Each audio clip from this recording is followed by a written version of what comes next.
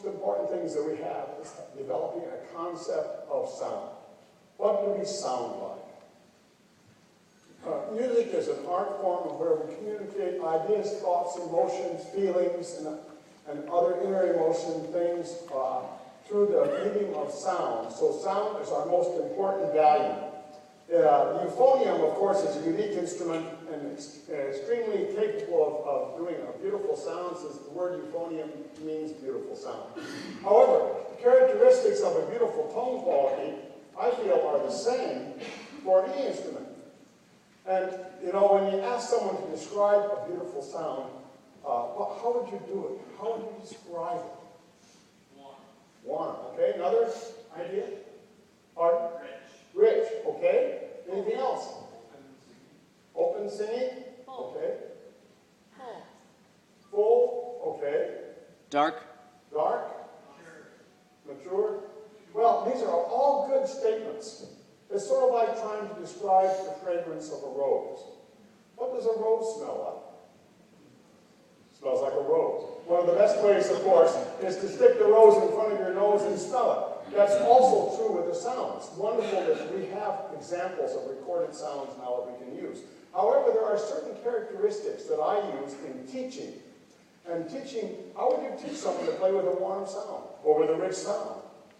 You know, that's sort of an abstract. Let's get down to the concrete things. I use 7 different functions of describing of things we can talk about with tone quality. Number 1 is pitch. If you're playing with a real sharp sound, what does your sound like? It's usually very pinched. Or flat sound.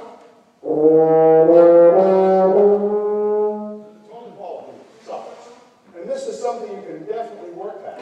However, you cannot tell what the pitch is of the sound unless there's a core or center to the quality. So these first two are essential for developing your first idea. What is core or center? It's sort of like when you get a sound that is sort of spread all over the place.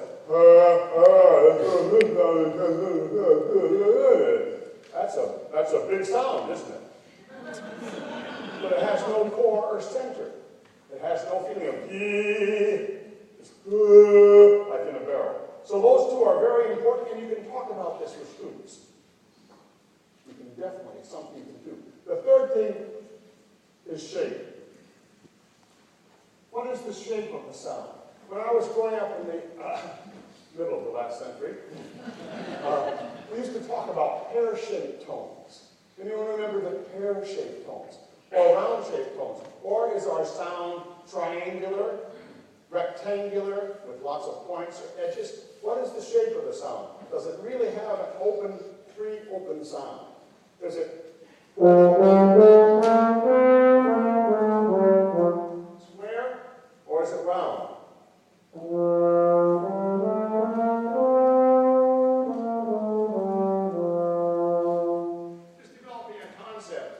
Where your sound is, shape-wise, can be very helpful and something you can work with the students. Oh, it went down. Okay, fourth thing. Clarity. Is your sound clear? Have anyone, how many brass players do we have? Has anyone ever experienced what the phenomenon of a double buzz? A double buzz. Or some other garbage in the sound. So you work for a clear sound, one that has no extra sound in it, that's beautiful and clear. The fifth thing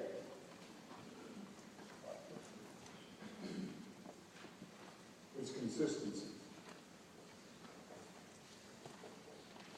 Is your B flat the same quality of your A? You have certain notes that are wolf tones, certain notes that are not quite as clean and clear.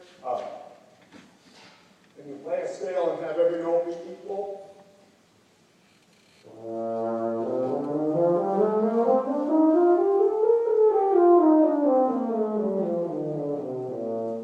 In quality and consistency. Consistency is the hobgoblin of little minds, according to Hunhofer, but it's something that we can really work with. Say, oh, your 1 and 2 fingerings are very stuffy. Very stuffy. The last two have to do with air. You can talk about, because we are wind instruments, so we need to use air. The first is air support. And I look at air support not as support from something that comes underneath, but as something that lifts upward. So you think of that as lift, not as push.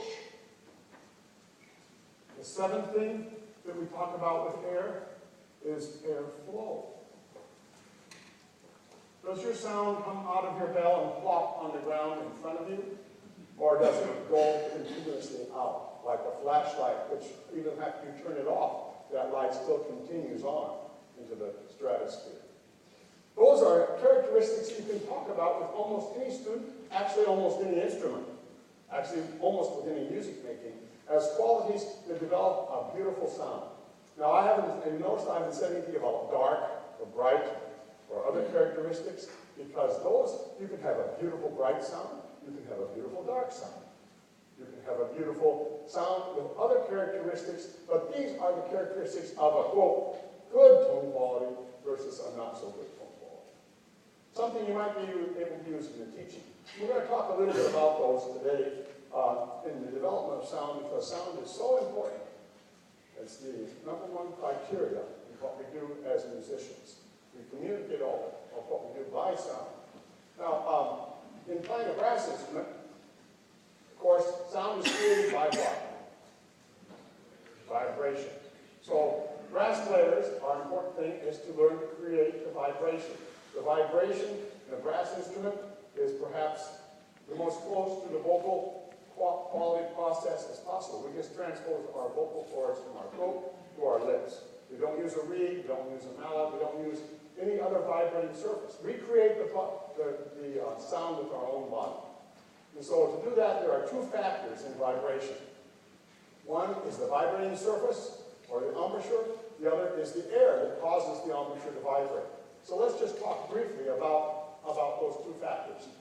Let's first of all talk about the embouchure, since that is often most least understood. Embouchure in brass playing, the most important. How many teach beginning students here? Do we have anyone teaching? Wonderful. My father was a grade school band director, so I grew up with beginning students. And one of the most important things I feel about beginning a student is to not give them too much information, because they're inundated with too much information. So in forming the brass embouchure, the first thing I do with a young student is have them set their lips as if they're saying, H-M-M-M. You can all try that. You're all beginners again. And then just take, and you can blow at the back of your hand, which is more sensitive. Just blow a little air between the center of your lips. If your corners set sort of, not and doing other funny things with the top. And then gradually bring the center of the lips together till you feel a little tickle. Don't try to get a really distinct buzz, just a little feeling of tickle. Then have the student immediately go to the instrument and do the same thing. Form the lips as if they're saying, and then gradually blow a little air through the horn. And gradually bring the lips together. So that produces sound. Essentially, that's all the embouchure is. That's all the embouchure is. It's air passing between the lips held in the right position to create the pitch. Then, of course, we have to strengthen that and deal with that a little bit more. One of the secrets of stability is to work within the mouthpiece rim. The vibration happens within the mouthpiece rim. And so, I have back here, one of the problems we have with embouchure is that we don't have enough stability in the corners of the mouth. And so we're always jerking those muscles around. You notice if they change, as you change registers, oftentimes you'll see a lot of cheek puffing, a lot of other things. If the corners are firm, you have a good foundation for your embouchure. If they're not firm, it's like trying to build your house upon the sand versus on the rock. Those of you who have biblical references. It wobbles all the time. And the more you move this, these muscles inside the mouthpiece rim are very small and very weak. And they need to be strengthened. Anytime you move these, those are jerked around. So When I play, I think of the corners sort of have contrary motion coming in like this in the corner, so it's a firmness there.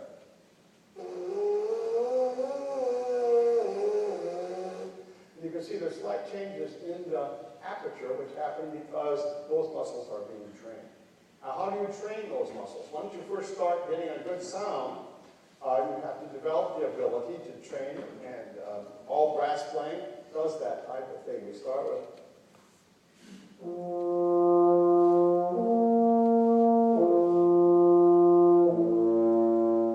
lip slurs. Lip slurs are one of the best ways to develop that ability to move through the registers. And we'll talk about high range tomorrow, but we want to try and get those corners firm and the lips vibrating freely. So that's all I'm going to say about overture right now. We'll talk about it. And if there are any questions at any time, feel free to yell out if I can't see your hands. Yes? What do you do with the kid that cannot keep, like, their whole face moves forward? The whole face is like they're kissing the horn, right? I guess. You know, have them put the fingers like this, and take the mouthpiece. I'm not a believer in, quote, free buzzing, or free buzzing without the mouthpiece, or without this mouthpiece visualizer that you see me have here.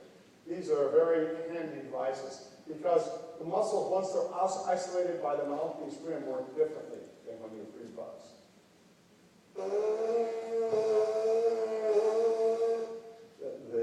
It can do you some benefit, of course. There's all kinds of exercises that are done.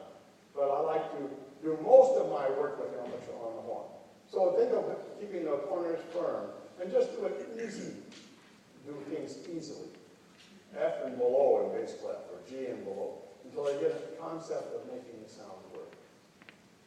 Okay, now let's go into the lack of foundation is the biggest problem. The lack of the corners being firm usually is the biggest problem with students. They just don't have that concept or that ability to hold their corners firm. Flat chin is also part of it. Let's talk a little bit about breathing. Breathing is a concept that we need to do a lot of. Most of us do breathe. When you take a breath, where does the air go?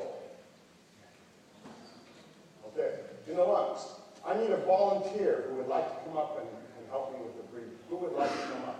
Come right up, come right up. Oh, here's one right here. Sorry. Great. And what we have to do is determine, when we take a breath, where is the air going? Oh, you look familiar. I've seen you before, right? No, just over there. What do you play? Playing phony. Wonderful instrument. Wonderful. Okay, where does the air go when you take a breath? Into the lungs. And where are the lungs in the body? In the rib cage. Okay, in the rib cage. When I was younger, a long time ago, we were taught breathe from the stomach. Anyone here breathing from the stomach before? Some of you have probably. And we were taught to press out our stomach against the belly. Yeah, that takes a good breath. I actually tore my belly from one hole to the other. I was so good at it. I was fortunate I don't have problems later in life. But the lungs are really knocked down in the stomach. The stomach holds no air unless you're making embarrassing noises. Okay? So you want to figure out where are the lungs. So if you'll find the lungs in your body, you want to reach up here in the rib cage. Not down here on the waist, up on the rib cage, just a little bit higher. Can you feel that in there? Okay, take a deep breath once. Okay, you see what happens? Take another one. You see what's happening? A lot of motion in the front of his body. You feel much in your thumbs? No. Put your hands on my rib cage if you don't mind. Just squeeze in. You got to get through the flat. There we go. Now take a breath. You feel the difference in what's happening there? The lungs are like balloons. You want to feel them not expanding just upward or outward. First of all, the most important factor for taking a deep breath is posture. So when you stand, you want to stand with your chest high. And you want to be able to stand with your chest high. So you think of a little string attached to your breastbone that's holding you up. There you go. See how high your chest is. Now put your hands on your ribs again. And when you think of a breath, how many of you have seen a frog breathe? You know, whoa, they take this breath. Now think of expanding your lungs as if they were balloons. Feel any difference? Right, once again, think of an inward O. The inward O is the secret vowel sound. And not fast. Not fast, okay? That's better. You know, too often we get this fast breath. I've seen it in conductors who go to conduct. You know, that's the kind of breath you take when you're scared. And what does it do? It locks up your hair. The fast breath can be an enemy of brass flying. So anything that creates tension is an enemy. So when you take your breath, just go. Try it one more time. Feel where your ribs are. You feel a little more in the back, and a little more. Just think of where your thumbs are, because these lungs are on the back too. So you're still moving your stomach a lot. Are you applying for belly dancing position? But thank you. Do you feel the difference in that? So you can go. Just like an accordion, you're just opening up the sound of the voice, you know, and sort of, and you can think of your posture. Have you ever seen a tenor? You know, tenors they have this great posture. You know, I am a tenor, you know. They look, you know, it's just great. They walk around like this, you know. Like Luciano Pavarotti, when he come on stage, his chest would be high to begin with. You want to be a trombone player, yeah. You know? You know? And so you want to have that posture. It's very important. Thank you very much. Thank you very much. Great. You know, it's very difficult with all electronics. Let's stand up and find our rib cage and see if we can take a deep breath, okay? Let's exercise ourselves. First of all, you have to find your rib cage. It's up a little higher than your waist.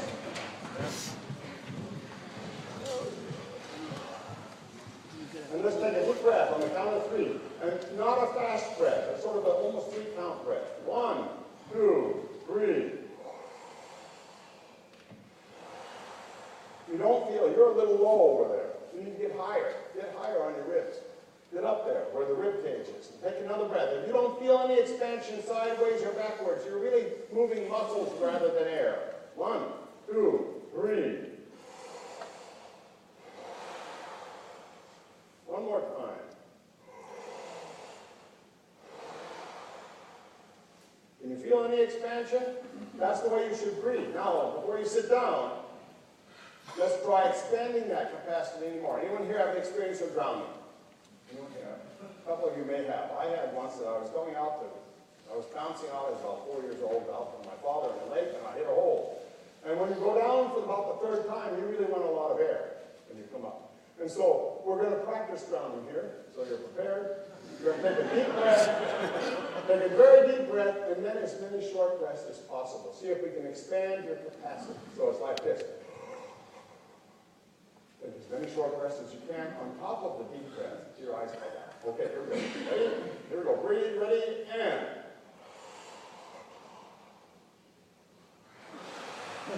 Feel a little more expansion in your lungs, don't you? One more time. Get that drowning going. Ready? Breathe.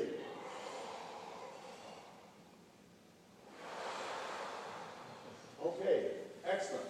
Since we're standing up, let's do some other things. Because getting the air in is the first process. Getting the air out is the next process. Some of us are good breathers, but we don't use the air. Take a nice full breath and then we talk with a little voice. You know, we don't use the air at all. It's all bottled up inside. So you want to think of how you're going to take a deep breath.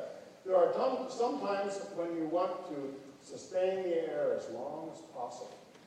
In the old days when we had silent movies, you go to the movie and you cheer for the villain, for the hero, and hiss at the villain. Hiss at the villain. So we're going to see how long we can sustain our air by taking a deep breath and then a slow hiss, and we're going to time it in seconds and see how many we can go. It'll be like this.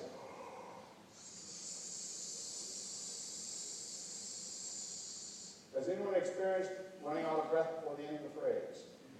Let's see if we can sustain that air. See if we can make it go. Okay? Take a deep breath, and then we'll hiss it out and just keep it going. No cheating. No extra breathing. Okay, here we go.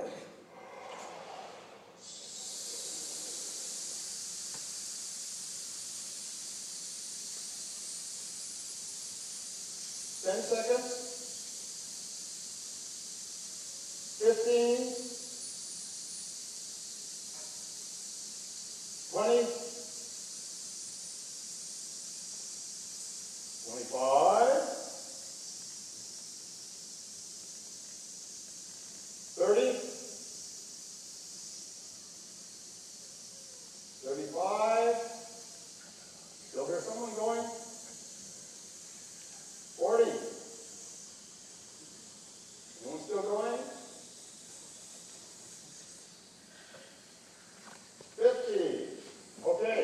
Now, how many of you have heard of the Joliet Grade School Band? Joliet, Illinois. Some of you may have. It was a championship band back in the 30s of the last century. The qualification for getting into that band was being able to just hold a note for a minute.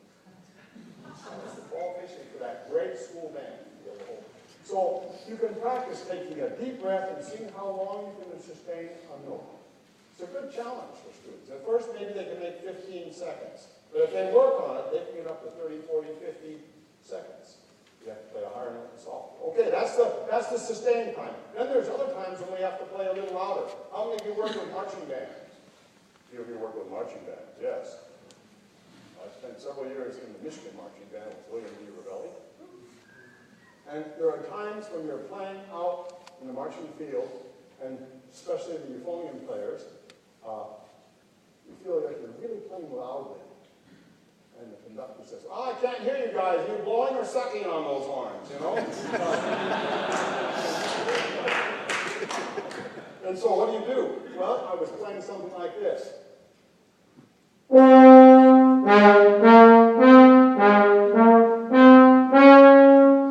was pretty loud. Well, it wasn't quite loud enough. So what do?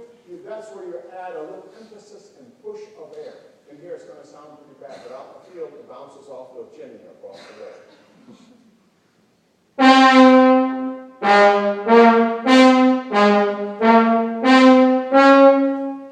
Little extra impetus of air. And we can experience that vocally.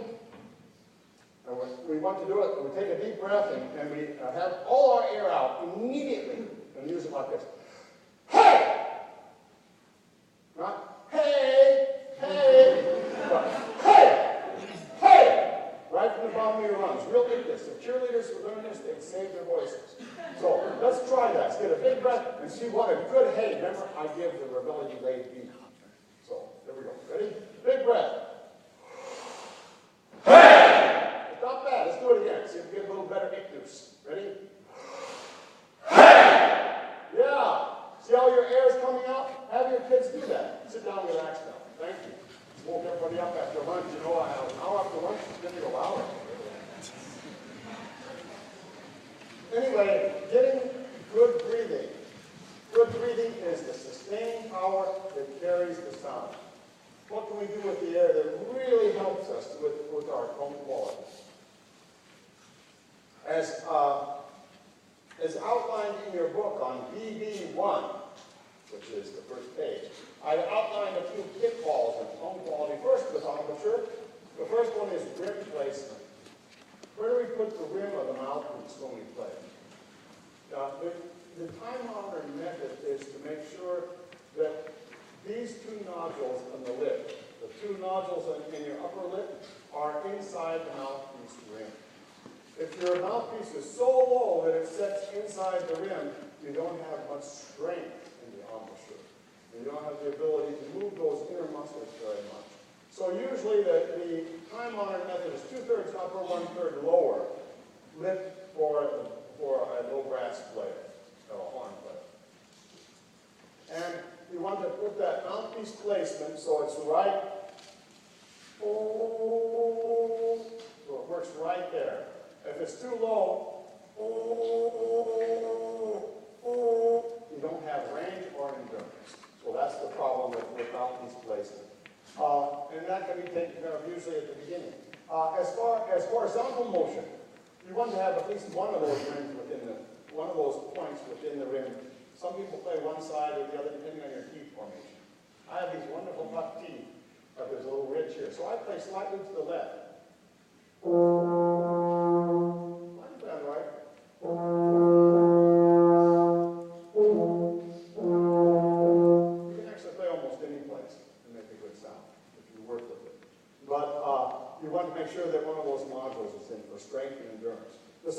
that usually gets in a problem is excessive movement. We'll talk about that tomorrow and much more. Let's see, what else am I leaving out? The other thing that happens with the problem, we get good breath, we can breathe really well, we have good placement and everything else, but when we start to play, everything closes down. So we have this closed throat syndrome. Everything chokes. And I usually work with it as thinking of playing with lung air versus throat air. And thinking also of swallowing before you play. Think of swallowing a whole egg, and you don't want to crack the shell and have all those spikes dripping down your throat. Or swallowing a hot potato, and you don't want to burn the sides of your mouth. So you get a feeling of openness in the sound, instead of that tight, closed throat. It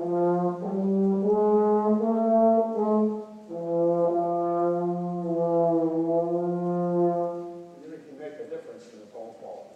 Those are our problems with young players. The problems among young players that are most prevalent, the wearing the closed throat and the tight sound. Also, with breathing, let's talk about the posture issue. Especially for euphonium, this is most important. When standing, we want to have good posture. And so we stand up straight. We have the horn in playing position. But when we sit down, then the tendency is sort of to sit in the chair and look where the mouthpiece comes. So what do? Front right down through it. And it moves about a third of your lung power. So one of the things that you can do mostly with your young players, and at first they'll be all right, because they'll be small enough that they may have to reach up to the mouthpiece. But as they grow, the tendency is and also that will pull the mouthpiece down on the embouchure. It makes it lower placement as they grow. So you want to make sure that it's the right place. So either they have to hold the horn up, or they have to get a little towel and hold it a number of times. I have a cushion that fits in the bell that I use, and it holds the horn in position. And so the idea is keeping the horn in the same position when you sit as when you stand. Keep it in the same position. Now another idea that we have as far as sitting position, you sit all the way back in the chair. You have a hard time standing up without leaning forward. And you really have a hard time standing up without leaning forward. However, if you sit on the first half of the chair, you can stand right up and your balance is there. So I encourage all of my students never to sit back in the chair when they're playing. Because if they sit up in the chair, their lung power is enhanced also. So the posture is so important. You'll find that when you work with your students, if you have a student that plays euphonium or any instrument and they're slouching, and you have them sit up straight, you'll notice an immediate improvement in their sound. It makes you into a miracle teacher. You want to have these instant success items that will work for them. And so posture is really important. With euphonium also, the bell direction can make a difference in your sound. These are upright bell instruments now. A lot of you still have bell front instruments maybe. That's fine. They're good instruments also. But if you have a upright bell instrument, the problem is directional also, as well as the bell forward. When you play with your bell to the side, a lot of people play their euphoniums with the bell to the side like this.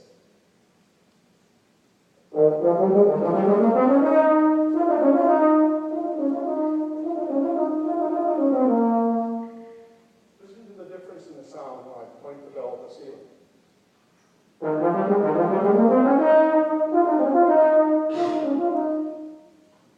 Quite a difference in the sound because I have that whole reflecting surface rather than that bouncing surface. So have them point their bells upward and have them hold the instrument mainly with the left arm rather than with the right hand. So hand position can be really crucial for breathing.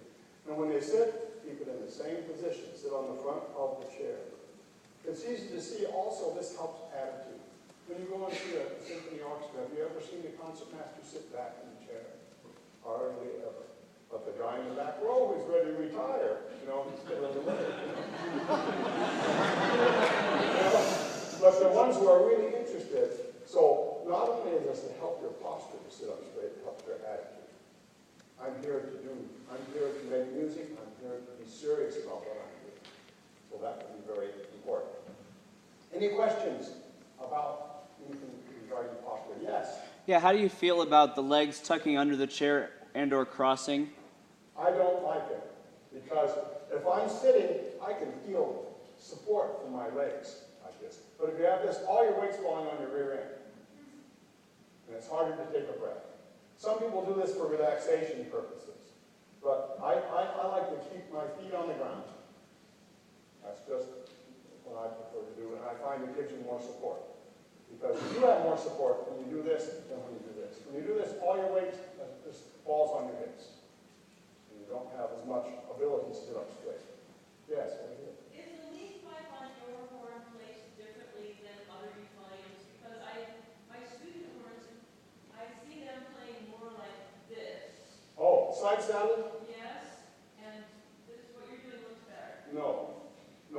The important thing about horn placement is bringing the instrument to you rather than you going to the horn. So you sit up straight, then you figure, where is the mouthpiece from? Whoa, just like a cornet right there. That's where it should be. Not playing over here. I see a lot of people playing side saddle. Sometimes, They play like this.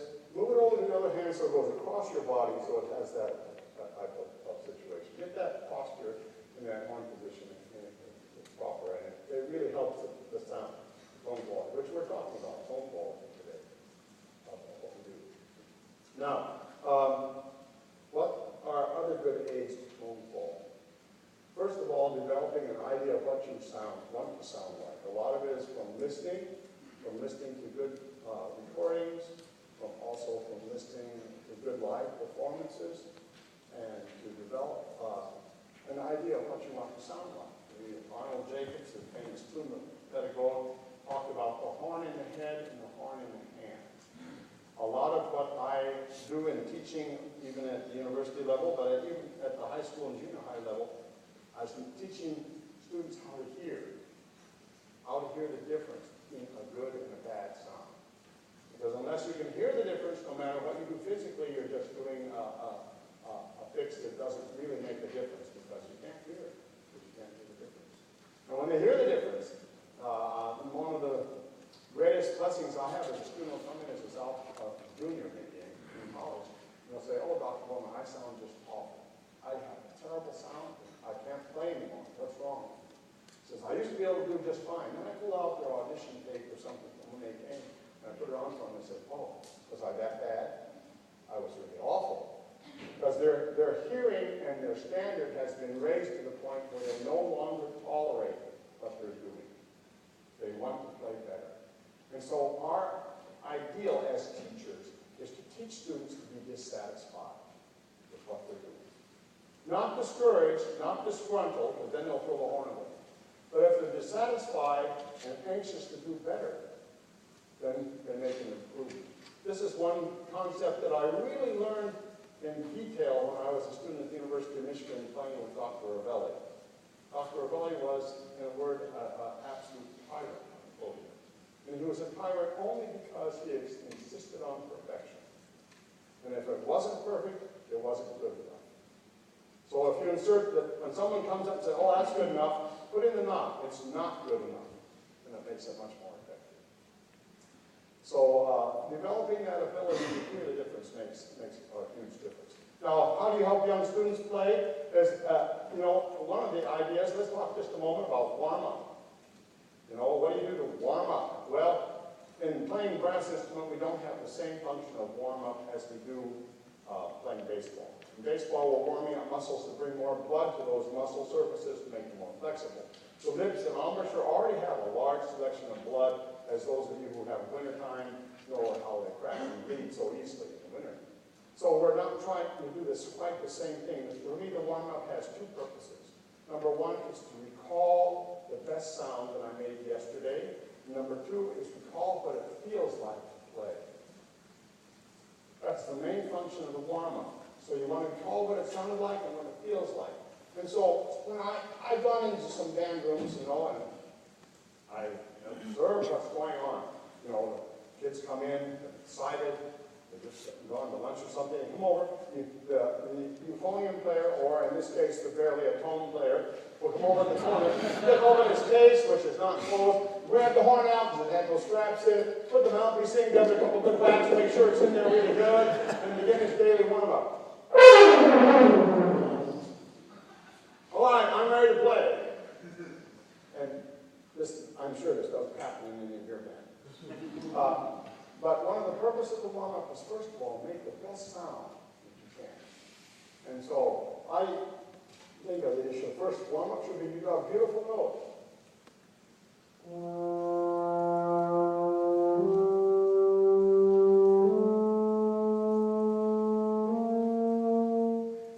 Playing some sustained tones or some easy flexibilities. I use the Emery Remington trombone warm-ups, are excellent. And then gradually make that warm-up into it can be a practice routine. A practice routine that works very well. But the important thing is not to just grab the horn and blast. I like to do carefully, especially if you have students who are playing a lot. They should warm up carefully. If you can warm up before you have to play hard, it really saves the chops. It keeps you going as you get the feeling and the sensation. There are times when we don't have much time to warm up. I remember when I was in the military band, especially with the Navy band, we would often arrive at the site sometimes 5 minutes before the concert time. We had people that would get lost in the hotel concert site. And so you didn't have much time to warm up. And so you can do the instant warm-up. The 90-second warm-up, which I would use in that case, was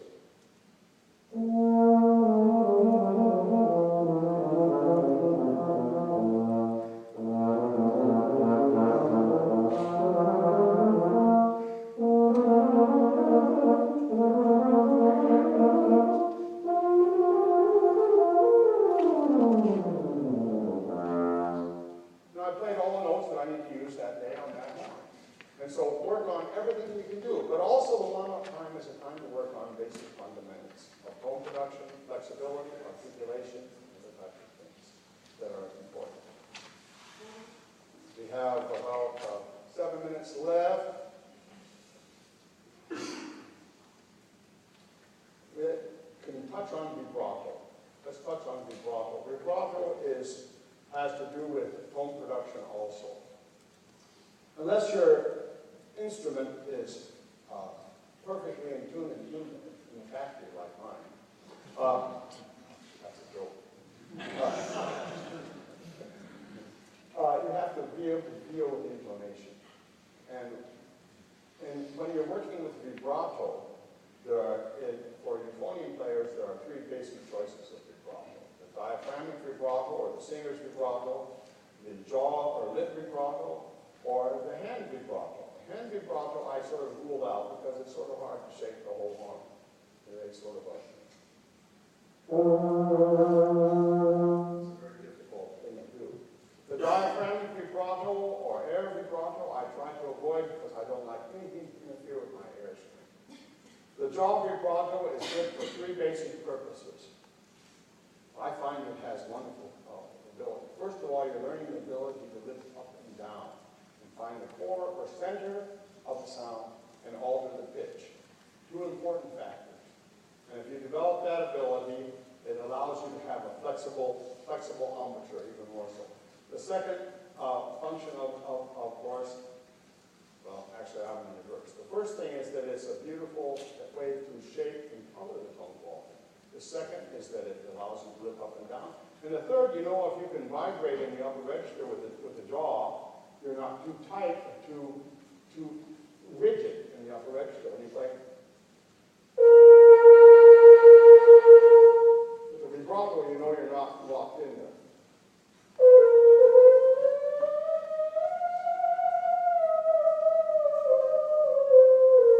You can play in the upper register much freer.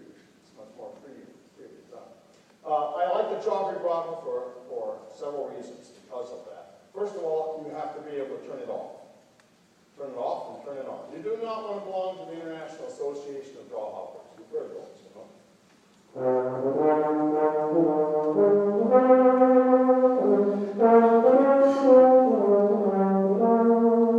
It's like that 80-year-old soprano that won't leave the church choir. That's the instructor responsibility. And so you want the vibrato to be something you can control. And if you can turn it off, you can control the depth and the width of the vibrato. And there are times when you don't want it to be too much of an irritant. There are some wonderful ways. If I feel that if I'm using a vibrato to shape the sound, and we'll talk about this a little more when we get into talk about band playing,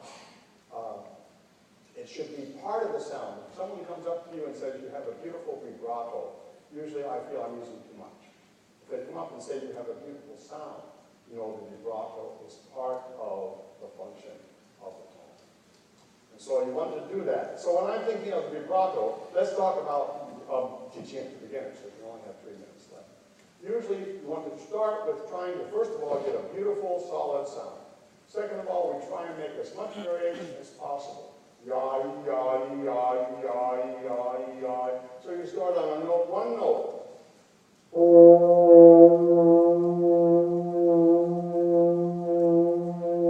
And at first they'll make all kinds of motion and the pitch won't change much. It really won't change much because they're so focused into it. But as they develop that ability, go on scales and try and do ya, ya, ya, ya.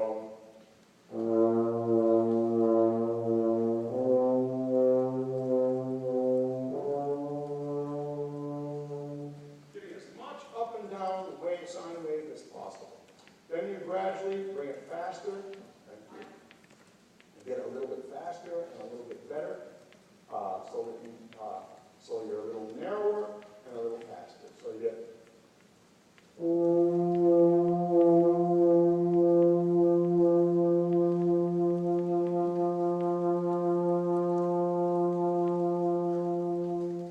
the point where you don't notice the needle and the tuner moving like this. It's just barely quivering in the middle. A good vibrato can change with the style. It's a musical tool for enhancing and beautifying the sound. It'll change with lots of things with the type and style of music you're playing. Say I'm playing an opera aria.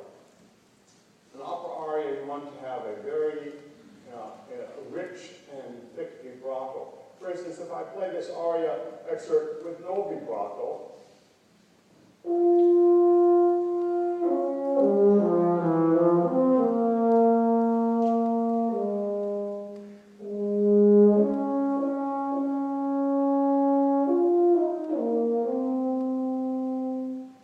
it's a nice solid sound, but there's no shaping to the sound. So if I add a little vibrato to that sound, it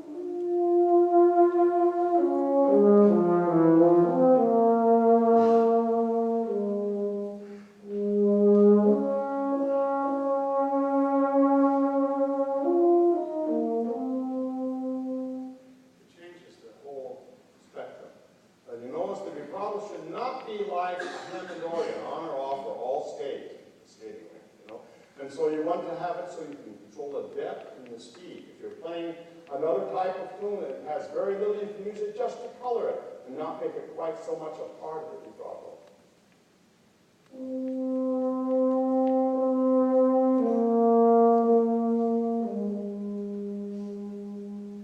Very little vibrato. And other times when you want to do it, you can make it with a more intense. See, I'm playing a virtuoso solo, and I want to really get an intensity, a faster, narrower vibrato. We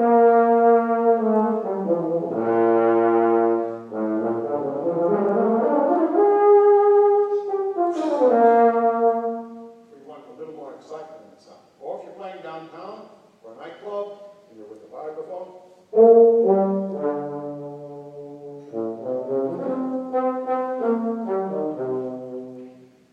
so have it so you can control it and make it an effective part of the sound. And as you develop that control over the vibrato, when you think of going faster, an ideal Average could produce between 5 and 7 variations per second. That could be a guideline. And you don't want it to be too wide, and sometimes you may go a little slower than that, and sometimes rarely any faster. And to get so, as you get faster, instead of saying ya, ya, ya, ya, you might even try wee all the way home. And so you get that feeling, yes.